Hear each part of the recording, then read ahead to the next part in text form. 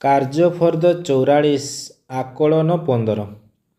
ପ୍ରଶ୍ନ 1 ଲକ୍ଷ୍ମଣ ନାୟକ ଡେସ୍ ମସିହାରେ ଜନ୍ମଗ୍ରହଣ କରିଥିଲେ? ଲକ୍ଷ୍ମଣ ନାୟକ 1899 ମସିହାରେ ଜନ୍ମଗ୍ରହଣ କରିଥିଲେ। ପ୍ରଶ୍ନ 2 ବନ୍ଦୀମାନଙ୍କୁ କ'ଣ ଖାଇବାକୁ ଦିଆଯାଉଥିଲା?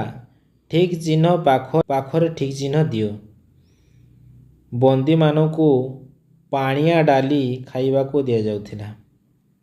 ପ୍ରଶ୍ନ 3 ହଜାର ହଜାର ସ୍ୱାଧୀନତା ସଂଗ୍ରାମୀ କେଉଁଠି ଏକାଠି ହେଲେ? ହଜାର ହଜାର ସ୍ୱାଧୀନତା ସଂଗ୍ରାମୀ ମାତିଲି ଥାନାରେ ଏକାଠି ହେଲେ। ପ୍ରଶ୍ନ 4 ରାମଧୁନରେ କ'ଣ ବୋଲାଯାଏ? ରାମଧୁନରେ ରଘୁପତି ରାଘବ ରାଜାରାମ ପ୍ରାର୍ଥନା ବୋଲାଯାଏ।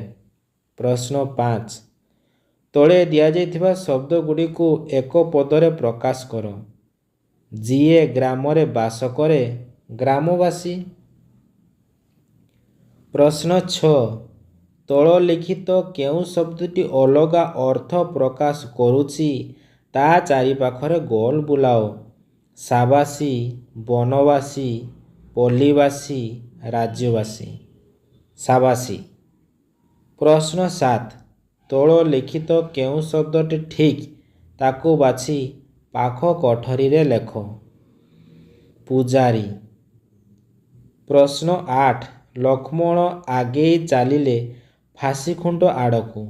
ଲକ୍ଷ୍ମଣଙ୍କ ସ୍ଥାନରେ ସେ, ତାଙ୍କ, ସେମାନେ ଭିତରୁ କେଉଁ ଶବ୍ଦଟି ଲାଗିଲେ ବାକ୍ୟଟି ଠିକ୍ ବୁଝା ପଡ଼ିବ?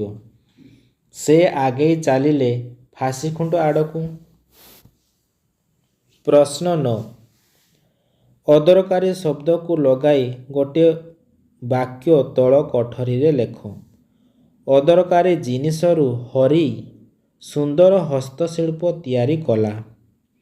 ପ୍ରଶ୍ନ 10 ମୁଁ ପ୍ରତିଦିନ ଭାତ, ଡାଲି ଓ ତରକାରୀ ଖାଏ ଠିକ୍ ସ୍ଥାନରେ କମା ବସାଇ ତଳ କୋଠରୀରେ ଲେଖ।